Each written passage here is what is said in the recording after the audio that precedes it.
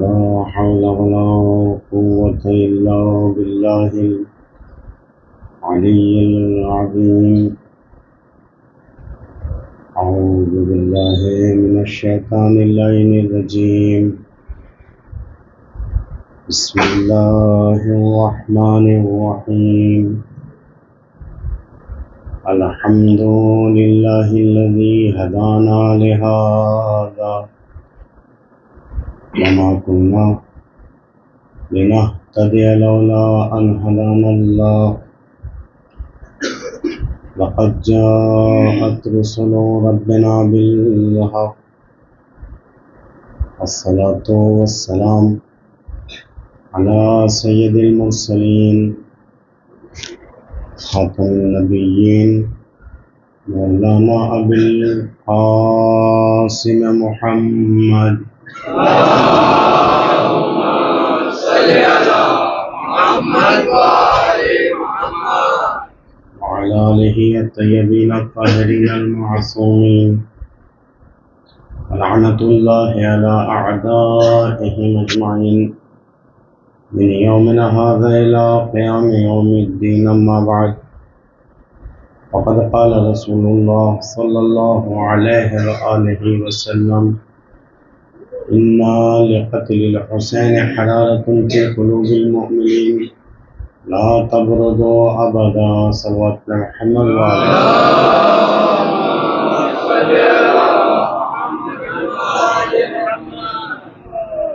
ارشاد رسول اکرم ہے: ان لقتل الحسین حرارت، کے بے شک قتل حسین سے ایک حرارت اور ایک گرمی ہے فی قلوب المؤمنین، مومنین کے دلوں میں، لا تبردو ابدا، جو کبھی بھی سرد اور ٹھنڈی نہیں ہونے والی۔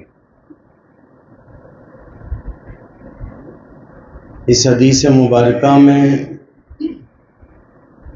رسول اکرم نے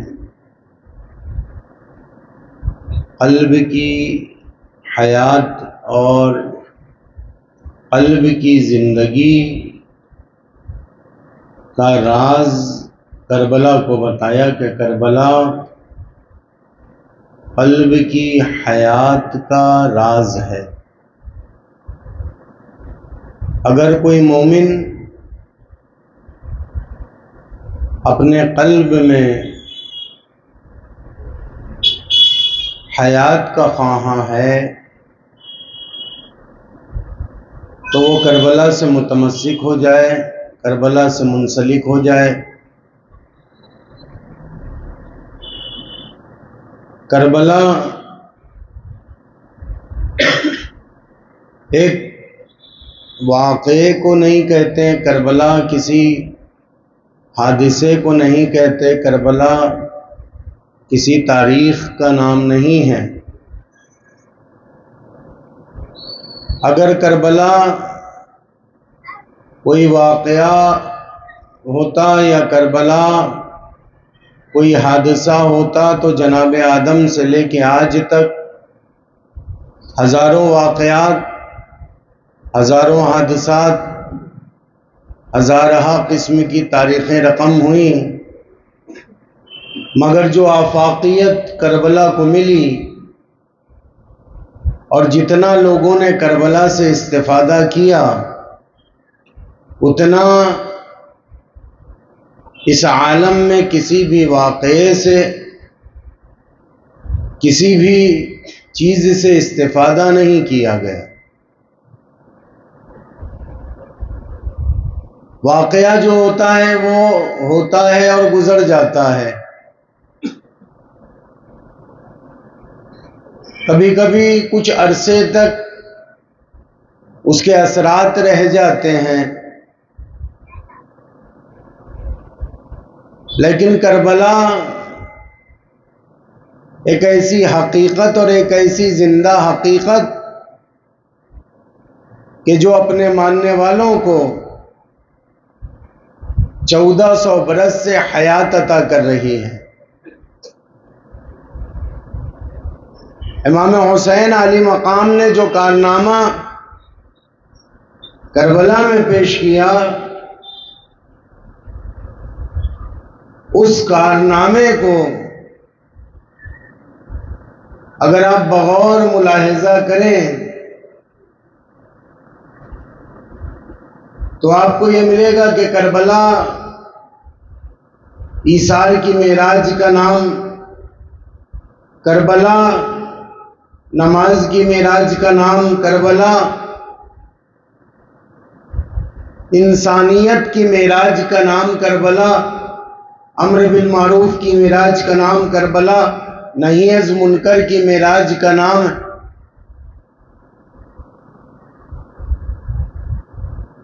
امام علی مقام کی شخصیت اور امام علی مقام کا عمل،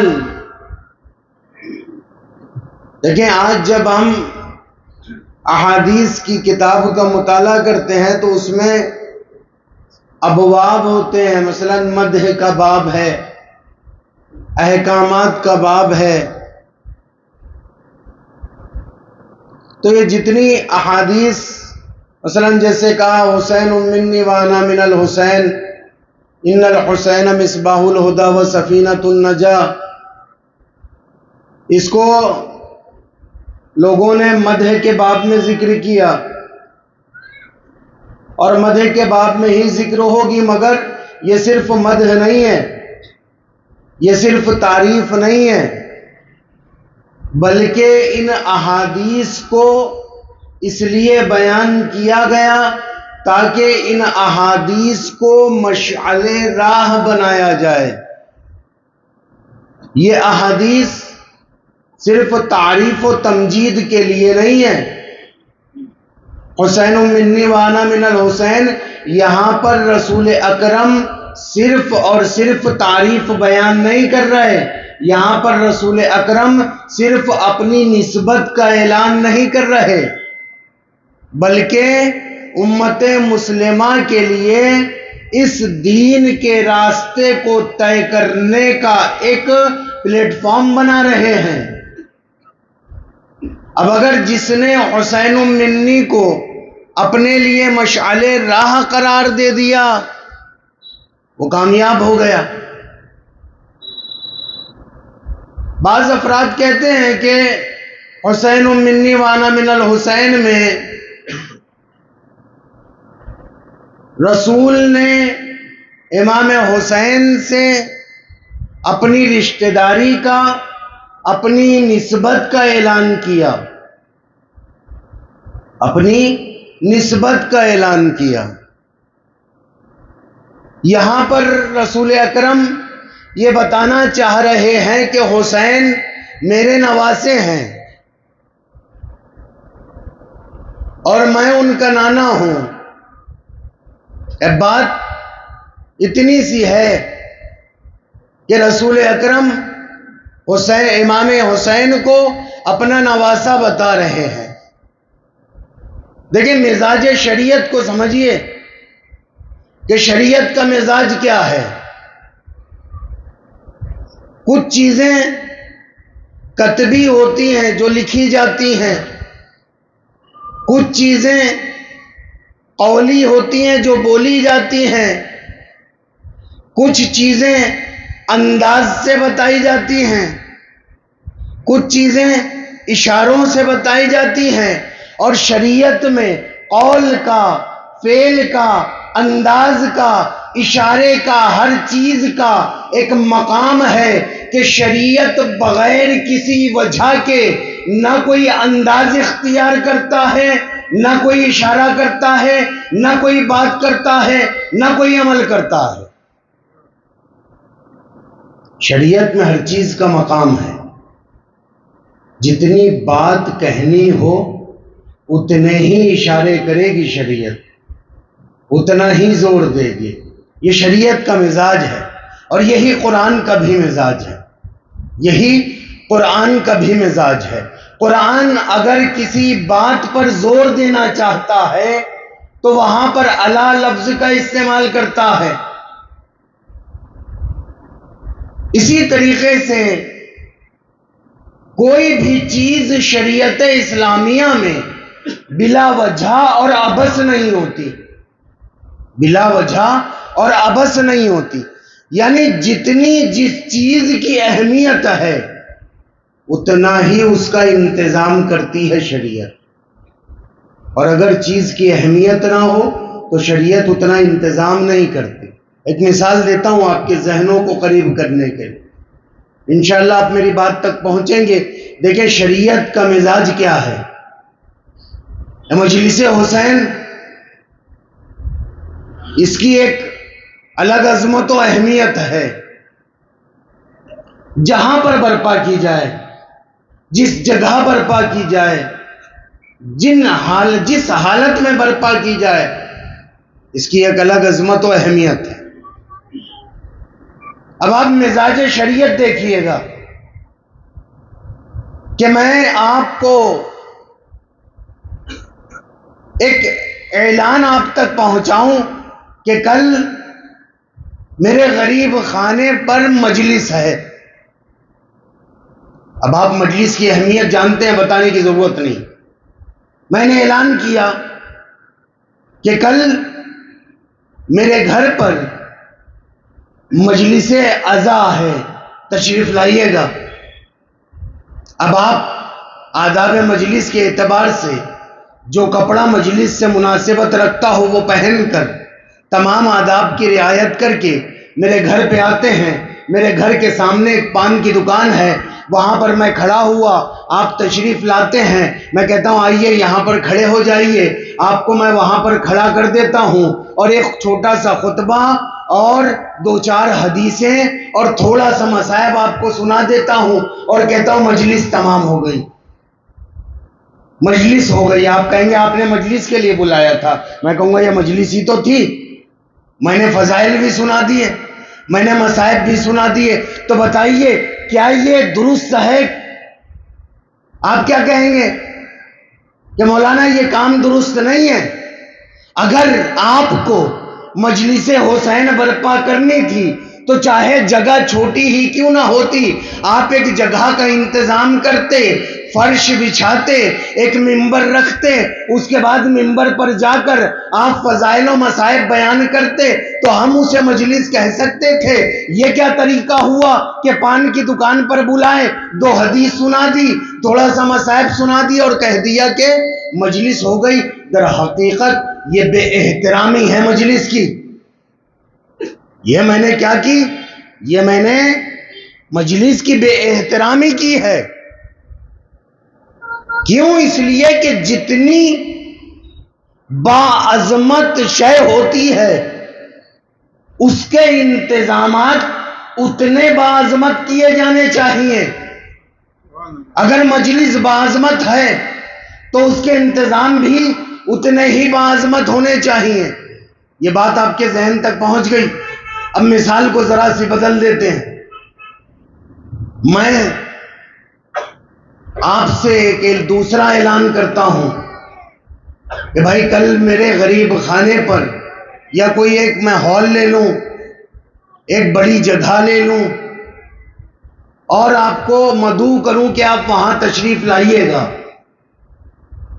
اب آپ وہاں تشریف لائے اور بھی بہت سارے افراد کو میں نے دعوت دی اور بھی بہت سارے افراد آئے.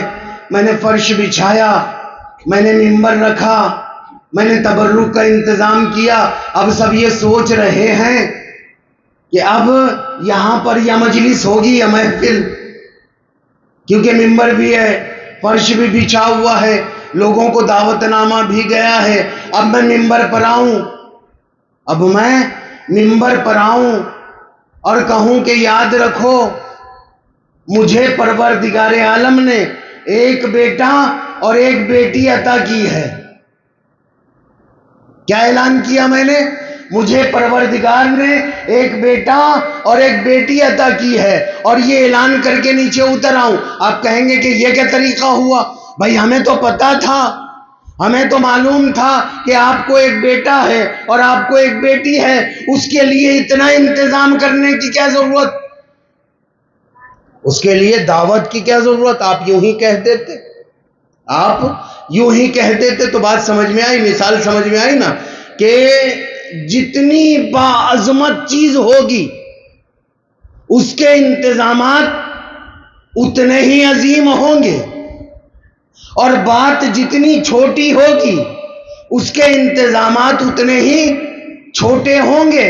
اب اگر امام علی کے لیے رسول اکرم یہ کہیں کہ من کنت مولا ہو فہذا علی مولا، اور بتانا یہ ہو کہ علی تمام امت کے دوست ہیں، تو پھر یہ کیا کرنے کی ضرورت تھی کہ آگے جانے والوں کو پیچھے بلایا، پیچھے رہ جانے والوں کا انتظار کیا، اتنی کڑی دھوپ میں اونٹ کے کجاووں کا ممبر بنایا، اور ممبر بنانے کے بعد اس پر جا کر ایک فصیح و بلیغ خطبہ دیا، اور آخر میں کیا کہا کہ دیکھو علی تمہارے دوست ہیں، علی تمہارے دوست ہیں۔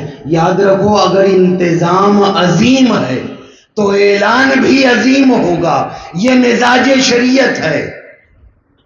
اگر انتظام عظیم ہے تو اعلان بھی عظیم ہوگا۔ رسول صرف علی کو دوست بتانا نہیں چاہ رہے، علی کی ولایت کا اعلان ہو رہا ہے۔ ایسے اس حدیث میں حسین منی وانا من الحسین، کیا صرف رسول یہ بتانا چاہ رہے ہیں کہ حسین میرے نواسے ہیں؟ آپ صرف نسبتوں کو دیکھیں، اور آپ بات اگر نسبت کی آ گئی، آپ بات اگر نسبت کی کر رہے ہیں، آپ بات اگر رشتہ داری کی کر رہے ہیں، تو پھر ہر اعتبار سے، چاہے آپ جس اعتبار سے لیں، علم کے اعتبار سے نہ اہل بیت جیسا کوئی ہوا نہ ہوگا، فضل کے اعتبار سے نہ اہل بیت جیسا کوئی ہوا نہ ہوگا، کمال کے اعتبار سے نہ اہل بیت جیسا کوئی ہوا نہ ہوگا، اور آپ اگر رشتہ داری کی بات کرتے ہیں تو رشتہ داری کے بھی اعتبار سے نہ اہل بیت جیسا کوئی ہوا نہ ہوگا۔ ایک صلوات پڑھے محمد۔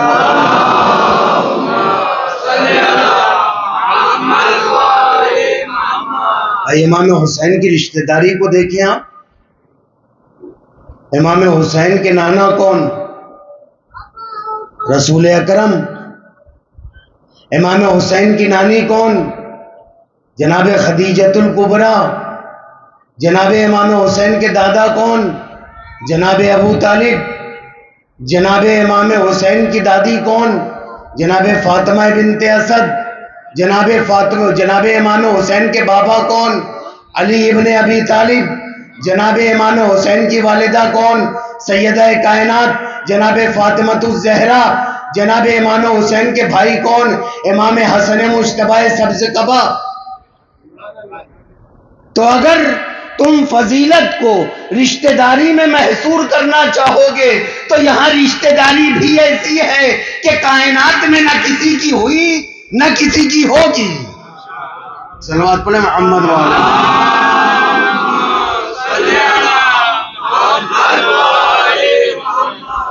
نانا کے اعتبار سے اگر امام حسین علی مقام کو دیکھا جائے، نانا کون؟ زمین پر رہے تو فخر کائنات، آسمان پر چلے جائے تو صاحب معراج، ان کا کلمہ پڑھنے والے صاحب اسلام، ان کی جوتیاں جو ہے سیدھی کرنے والے سلمان۔ یہ مقام ہے رسالت مآب کا کہ جوتیاں سیدھی کرنے والا سلمان بن جاتا ہے، اور جسے رسول اپنے کاندھے پر سوار کر لے، بھائی جو جوتیاں سیدھی کرے وہ سلمان بن جائے، تو جو کاندھے پر سوار ہو جائے اس کی عظمت کا کیا کہنا۔ اور صرف ایک چیز بتاتا ہوں، ایک فضیلت جو عجیب و غریب فضیلت ہے رسول اکرم کی۔ پروردگار عالم نے جناب آدم سے لے کر آخری شریعت تک بہت سارے احکامات نازل کیے، مثلا نماز، روزہ، حج، زکوٰۃ، خمس، جہاد، امر بالمعروف، نہی از منکر، تولا، تبرہ، بہت سارے احکامات نازل کیے۔ اور اپنے بندوں سے کہا کہ دیکھو تم اسے انجام دو. اب بندے نے نماز پڑھی، بندے نے روزہ رکھا، بندے نے حج کیا، بندے نے زکوٰۃ دی، بندے نے خمس دیا، بندے نے زکوٰۃ دی. یہ تمام بندہ کرتا ہے. نماز میں کیا فضیلت ہے؟ کہ الصلاۃ معراج المومن. روزے میں کیا فضیلت ہے؟ کہا لعلکم تتقون. اے زکوٰۃ میں کیا فضیلت ہے؟ کہے تمہارا مال جو کبھی ناپاک ہو جاتا ہے زکوٰۃ اسے پاک کر دیتی ہے. خمس کیا کرتا ہے؟ کہے خمس تمام لوگوں کو اس کا حق پہنچنے کا ایک ذریعہ ہے کہ امام کا حق امام تک پہنچے، غریبوں کا حق غریبوں تک پہنچے. جہاد ہر عمل کا ایک الگ فائدہ ہے، لیکن پروردگار کیا کہتا ہے؟ تم کرو. نماز تم پڑھو، روزہ تم رکھو، حج تم کرو، زکوٰۃ تم دو، سب تم کرو. اللہ حکم دے گا، بندہ انجام دے گا. ایسا ہوا کبھی کہ پروردگار نے کہا ہو کہ میں نماز پڑھتا ہوں تم بھی پڑھو؟ نہیں، اللہ نماز نہیں پڑھتا، بندے نماز پڑھتے ہیں. اب الگ الگ نماز پڑھنے والے آئے، الگ الگ اعتبار سے نمازیں پڑھی. کسی نے ایسی نماز پڑھی، ایسی نماز پڑھی، ایسا سجدہ ادا کیا کہ اس ایک سجدے نے قیامت تک کے تمام سجدوں کو بچایا. ایسی بھی نمازیں پڑھی گئی. تو تم نماز پڑھو، تم نماز پڑھو. کوئی عمل آپ بتا سکتے ہیں ایسا جو اللہ نے کہا ہو کہ میں کرتا ہوں تم بھی کرو؟ ایک عمل ایسا ہے، تمام اعمال کے لیے اللہ نے کہا کہ تم کرو. ایک عمل ایسا تھا جس کے بارے میں پروردگار کہتا ہے کہ میں بھی کرتا ہوں تم بھی کرو. کہے بسم اللہ الرحمن الرحیم ان اللہ وملائکتہ یصلون علی النبی یا ایھا الذین آمنوا صلوا علیہ وسلموا تسلیما.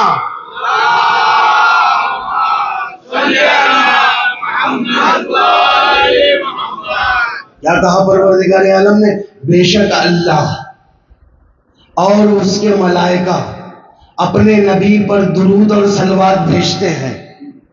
نماز تمہیں پڑھنا ہے، اللہ نہیں پڑھے گا.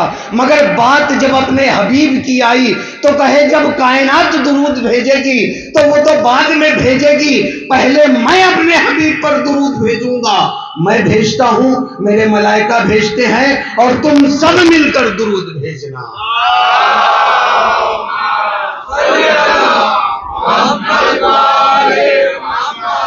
یہ منزلت رسول اکرم. یہ ہے نانا امام حسین کے نانی جناب خدیجۃ الکبریٰ. زیادہ فضیلتیں نہیں پڑھنی اس لیے کہ زیادہ وقت نہیں ہے، صرف ایک جملہ سن لیجئے جناب خدیجہ کے لیے. ایک جملہ. آپ جانتے ہیں جناب خدیجہ نے اپنی ساری دولت اسلام کو پھیلانے میں، اسلام کو بچانے میں، اسلام کی تبلیغ میں، اسلام کی ترویج میں لٹا دی. وہ زمانہ ایسا تھا، حالات ایسے تھے کہ جناب خدیجہ کا دسترخوان تھا، جناب خدیجہ کی دولت تھی، اور یہ غریب و نادار اور فقیر تھے جو جناب خدیجہ کے دسترخوان سے آ کے اپنی بھوک مٹایا کرتے تھے. وہ دولت جو جناب خدیجہ نے راہ اسلام میں خرچ کی. اب امت اور جناب خدیجہ میں فرق دیکھنا ہے کہ امت کسے کہتے ہیں اور جناب خدیجہ کیا ہے. تو وہ کہ جس کے دسترخوان پر بیٹھ کر، جس کے نوالے کھا کر امت مسلمان بنتی ہے اسے امت کہا جاتا ہے، اور جو امت کو اپنی دولت سے کھانا کھلا کر مسلمان بنا دے اسے خدیجہ کہا جاتا ہے.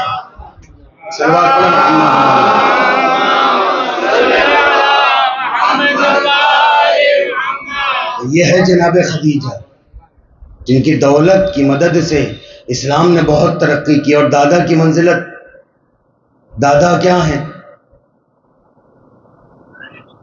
کہے وہی اینگل جو میں نے، وہی رخ جو میں نے جناب رسالت مآب کے فضائل کے لیے اختیار کیا، وہی رخ یہاں پر بھی ہے، لیکن ایک دوسرے طریقے سے۔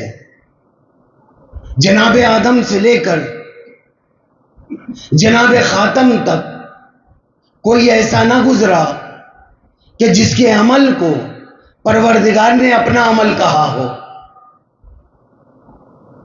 بھائی نماز پڑھی تو بندے نے پڑھی، روزہ رکھا بندے نے رکھا، جہاد کیا بندے نے کیا۔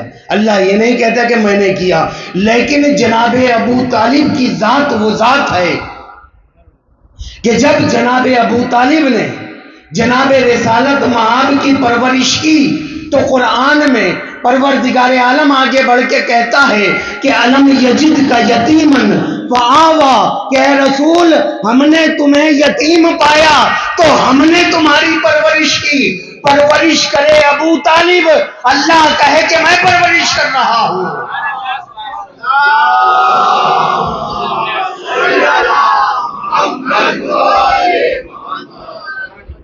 یہ دادا ہیں، یہ دادا ہیں، اور دادی کیا ہیں؟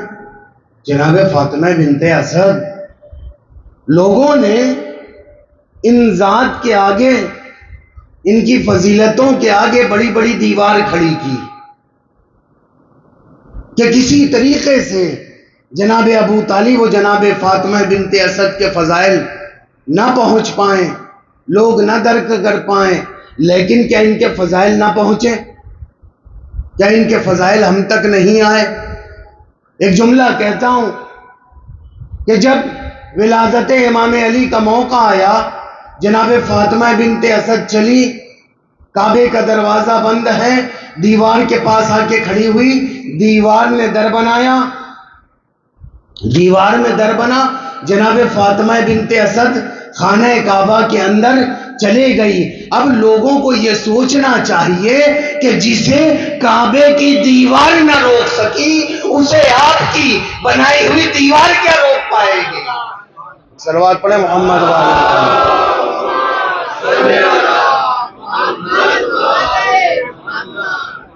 تو یہ جناب فاطمہ بنت اسد کی فضیلتیں بہت ہیں جن کو اشروں میں یا خمسوں میں بیان نہیں کیا جا سکتا، چجائی کے ایک مجلس میں۔ اب بابا کو دیکھ لیں، بابا امام علی علیہ السلام، صرف ایک واقعہ ذرا اندازہ لگائیے گا عظمت امام علی کا کہ ایک مرتبہ جناب رسالت مآب نے عقد اخوت باندھا تمام افراد کے درمیان میں، کس طریقے سے کہ انصار کو مہاجر کا بھائی بنایا، مہاجر کو انصار کا بھائی بنا دیا، اور جو طائف کا رہنے والا تھا اسے بصرے والے کا، جو بصرے والا تھا اسے طائف والے کا، سب ایک دوسرے کے بھائی بن گئے۔ مسجد میں امام علی یکا و تنہا رہ گئے، رسول اکرم نے امام علی کو کسی کا بھائی نہیں بنایا۔ ایک مرتبہ امام علی، بہت تیزی سے پڑھ رہا ہوں، ایک مرتبہ امام علی نے اپنی گردن کو جھکایا، آنکھوں سے آنسو جاری ہوئے، اور کہتے ہیں جب آنکھوں سے آنسو جاری ہوئے رسول اکرم نے پوچھا علی کیوں رو رہے ہو؟ ایک مرتبہ علی کہتے ہیں یا رسول اللہ آپ نے سب کو سب کا بھائی بنایا، مجھے کسی کا بھائی نہ بنایا۔ تو رسول اکرم نے جواب دیا یاد رکھو علی، جو مکے والا تھا اسے مدینے والے کا بھائی بنا دیا، جو مدینے والا تھا اسے مکے والے کا بھائی بنا دیا، جو انصار تھا اسے مہاجر کا بھائی بنا دیا، جو مہاجر تھا اسے انصار کا بھائی بنا دیا، جو طائف والا تھا اسے بصرے والے کا بھائی بنا دیا، جو بصرے والا تھا اسے طائف والے کا بھائی بنا دیا۔ تجھ پر نظر گئی تو میں نے یہ دیکھا کہ تو نہ مکے والا، تو نہ مدینے والا، تو نہ طائف والا، تو نہ بصرے والا، تو نہ زمین والا، تو نہ آسمان والا۔ اور جب میں نے اپنے آپ کو دیکھا تو اپنے لیے بھی وہی پایا کہ میں نہ مکے والا نہ مدینے والا۔ دیکھ یاد رکھ میں رحمت للعالمین، تو امیر المومنین۔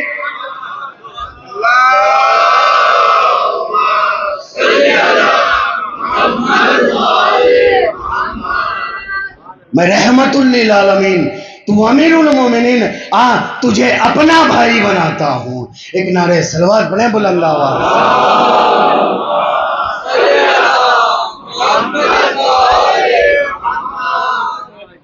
یہ بابا ہیں والدہ کو دیکھیں، ایک جملہ کہتا ہوں بہت تیزی کے ساتھ تمام فضائل کو چھوڑتے ہوئے، صرف ایک فضیلت جناب فاطمہ زہرا کی کہ اہل بیت اطہار میں پنجتن پاک میں مرکزی حیثیت جناب فاطمہ زہرا کی ہے۔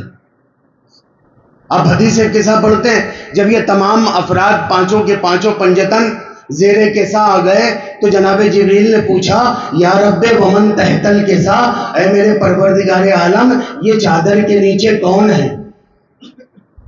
کون پوچھ رہا ہے؟ جناب جبریل۔ کون ہے جناب جبریل؟ حسنین کا جھولا جھولانے والے، رسول پر وحی لانے والے، امام علی کے شاگرد، جناب سیدہ کی چکی چلانے والے۔ عجیب و غریب مرحلہ ہے کہ جو اتنے قریب سے جانتا ہو پنجتن پاک کو، وہ کھڑا ہو کر پروردگار سے پوچھتا ہے کہ اے میرے پروردگار، یا رب ومن تحت الکسا، یہ چادر کے نیچے کون ہے؟ کیا جبریل نہیں پہچانتے حسن و حسین کو؟ کہ اصل میں مسئلہ یہ نہیں تھا، کہے فلمک تملنا جمیعا، اس میں نا جب سب چادر کے نیچے جمع ہو گئے تو پھر کہا کہ فلمک تملنا جمیعا، کہ جب سب مکمل ہو گئے۔ ایک عجیب لفظ ہے، مکمل ہو گئے۔ یہ نہیں کہا فلما اجتمعنا جمیعا، جب سب کے سب جمع ہو گئے، جبکہ کہنا تو یہی چاہیے تھا کہ سب کے سب جمع ہو گئے۔ بھائی افراد جمع ہوتے ہیں نا، یہاں پہ یہ جو افراد عزادار آئے ہیں یہ جمع ہوئے ہیں یا مکمل ہوئے ہیں؟ جمع ہوئے ہیں، مکمل تھوڑی ہوئے ہیں۔ مکمل کس کے لیے کہا جاتا ہے؟ جیسے ایک مثلا ایک یہ میری ابا ہے، یہ میری ردا ہے، میں اس کے چند ٹکڑے کر دوں اور ٹکڑے کرنے کے بعد اب اسے میں سل دوں، جب سل کے سب ایک جگہ آ جائیں گے تو میں کہوں گا یہ مکمل ہو گئی، اور ٹکڑے ٹکڑے ہو جائے تو میں کہوں گا یہ ناقص ہو گئی، یہ جز جز ہو گئی۔ تو جب شے ایک ہو اور اس کے اجزاء الگ الگ ہو جائیں اور وہ سب ایک جگہ آ جائیں تو وہاں کہا جاتا ہے کہ مکمل ہو گیا۔ اور جب سب الگ الگ ہوں اور ایک جگہ آ جائیں تو اس کو کہتے ہیں جمع ہو جانا۔ یہاں پر یہ نہیں کہا سب جمع ہو گئے، یہاں پر کیا کہا؟ فلمک تملنا، جب ہم سب مکمل ہو گئے۔ یعنی یہ نہ سمجھنا کہ نور رسالت وہاں الگ ہے، نور علی الگ ہے، نور فاطمہ الگ ہے، نور حسن الگ ہے، یہ سب ایک نور کے ٹکڑے ہیں جو الگ تھے اب ایک ساتھ ہو گئے۔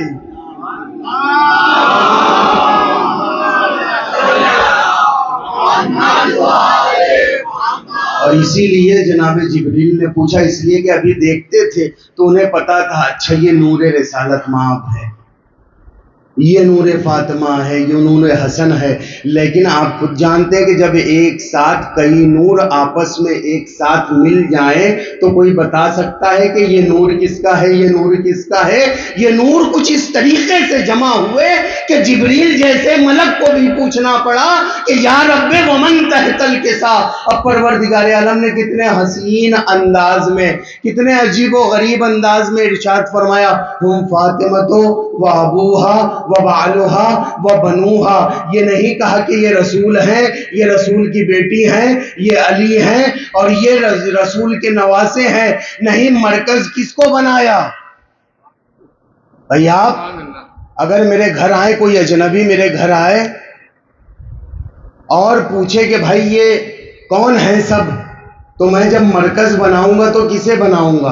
بھائی میرے گھر میں جو سب سے بڑا ہوگا، جس سے تمام نسلیں چلی ہوں گی کہ یہ ہمارے دادا ہیں، یہ ہمارے دادا کے فرزند ہیں، یہ ان کے فرزند کے فرزند ہیں اور یہ ان کے ناتی ہیں، یہ ان کے نواسی ہیں، اس طریقے سے پہچان کرائی جاتی ہے۔ تو جو مرکز ہوتا ہے، جب دائرہ کھینچا جاتا ہے تو اس کا ایک مرکز ہوتا ہے. جو مرکز ہوتا ہے وہاں سے پہچان کرائی جاتی ہے, وہاں سے تعارف کرایا جاتا ہے. پروردگار عالم نے بتایا کہ دیکھو پنجتن پاک میں مرکز جو ہے وہ جناب فاطمہ ہے.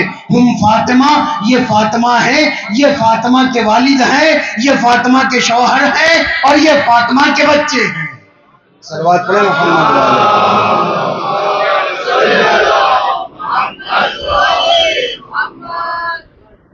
یہ ہے رشتہ داری امام حسین کی, یہ ہے رشتہ داری امام حسین. کتنی بافضیلت, اور کیا ہر مقام پر, ہر جگہ, ہر قدم پر, ہر مرحلے میں رسول اسلام نے امام حسین کی فضیلت کو بیان کیا. ہر مقام پر کہ امت پہچان لے.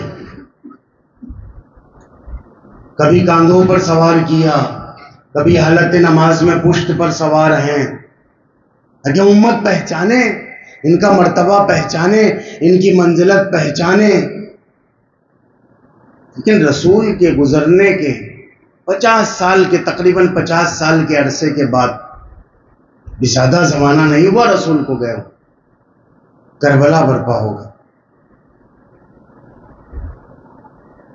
کیا کیا گوہر نایاب کربلا میں شہید کر دیے گئے.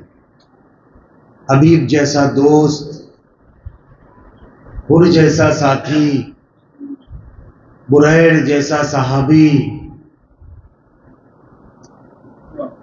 مسلم جیسے جانثار, سب شہید ہو رہے ہیں.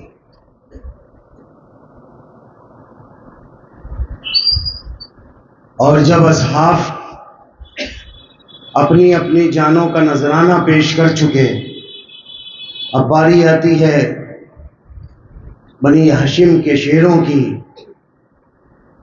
قاسم کا لاشا ٹکڑوں میں پامال ہو چکا. عزاداران مظلوم کربلا شب عاشور, آج شب عاشور, شب عاشور غریبوں کی رات, مظلوموں کی رات, بے کسوں کی رات. اس رات کے بعد جب صبح نمودار ہوگی تو پھر گود کے پالے یکے بعد دیگرے شہید ہوتے چلے جائیں گے. ایک مرتبہ ہم شکل پیغمبر جناب علی اکبر بابا کی خدمت میں آئے, بابا سے اذن جہاد طلب کیا. بابا نے کہا جاؤ خیام میں اپنی پھوپھی اور اپنی والدہ سے مل لو. جناب علی اکبر آئے. دو روایتیں, جب جناب علی اکبر تمام بیویوں سے مل کر خیمے سے باہر نکلے تو آپ نے دیکھا ہوگا کہ اگر گھر بھرا ہوا ہو اور اس گھر میں کسی کی میت ہو جائے, اور جب اس گھر سے اس جوان کا جنازہ اٹھتا ہے تو کیا عالم ہوتا ہے. بس وہی فقرے لکھے مقاتل میں کہ جب علی اکبر خیمہ حسینی سے باہر آئے تو ایسا محسوس ہوتا تھا کہ جیسے بھرے گھر سے کوئی جنازہ اٹھ رہا ہو. علی اکبر خیام سے باہر آتے ہیں, بابا نے تیار کیا, بابا نے امامہ رکھا, بابا نے گھوڑے پر سوار کیا اور کہتے ہیں علی اکبر جاؤ خدا حافظ. علی اکبر تھوڑی دور چلے ہوں گے کہ پیچھے سے کسی کے دوڑنے کی آواز آئی. علی اکبر نے پلٹ کر دیکھا تو کیا دیکھا, پورا باپ اپنی کمر کو تھامے ہوئے گھوڑے کے پیچھے پیچھے چلا رہا ہے. علی اکبر گھوڑے سے اتر جاتے ہیں, بابا کے قریب آتے ہیں اور کہتے ہیں بابا آپ نے تو مجھے رخصت کر دیا تھا, اے بابا آپ کیوں آ رہے ہیں. حسین کہتے ہیں بیٹا علی اکبر کاش تم صاحب اولاد ہوتے تو اولاد کا درد سمجھ پاتے. اجرکم اللہ. علی اکبر کو رخصت کیا. علی اکبر میدان جنگ میں آتے ہیں، داد شجاعت دیتے ہیں، ایک نیزہ علی اکبر کے سینے پر لگتا ہے، علی اکبر گھوڑے پر سنبھل نہیں پاتے، گھوڑے سے زمین پر تشریف لاتے ہیں، اپنے بابا کو آواز دیتے ہیں، حسین علی اکبر کے قریب پہنچتے ہیں تو کیا منظر دیکھا، جوان بیٹا زمین پر پڑا ہے، ایک ہاتھ سینے پر رکھا ہوا ہے۔ ایک مرتبہ حسین نے پوچھا بیٹا علی اکبر کوئی خواہش تو نہیں ہے؟ علی اکبر کہتے ہیں بابا ایک خواہش تو ہے کہ جب مدینے سے چلا تھا ارے سغرا سے وعدہ کیا تھا کہ سغرا تمہیں بلا لوں گا، اے بابا سغرا کو بلا تو نہ پایا، اے بابا ممکن ہو تو سغرا کی زیارت کروا دیجئے۔ حسین نے زمین کربلا کو حکم دیا، زمین کربلا بست ہوئی، زمین مدینہ بلند ہوئی۔ اب علی اکبر نے کیا دیکھا کہ ایک بوڑھی ضعیفہ ہے جس کے بال سفید ہو چکے، عصا کا سہارا لے کر چل رہی ہے۔ علی اکبر نے بابا سے کہا بابا ارے سغرا کی زیارت کی خواہش تھی۔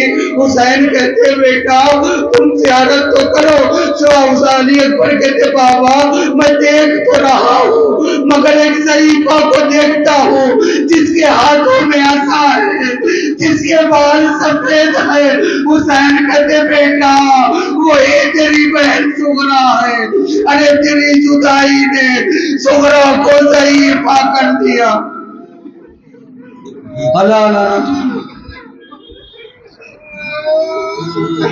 على القوم الظالمين وسيعلم الذين ظلموا أي منقلب ينقلبون إنا لله وإنا إليه راجعون بذنب قضائه وتسليما به ربنا تقبل منا إنك أنت السميع العليم.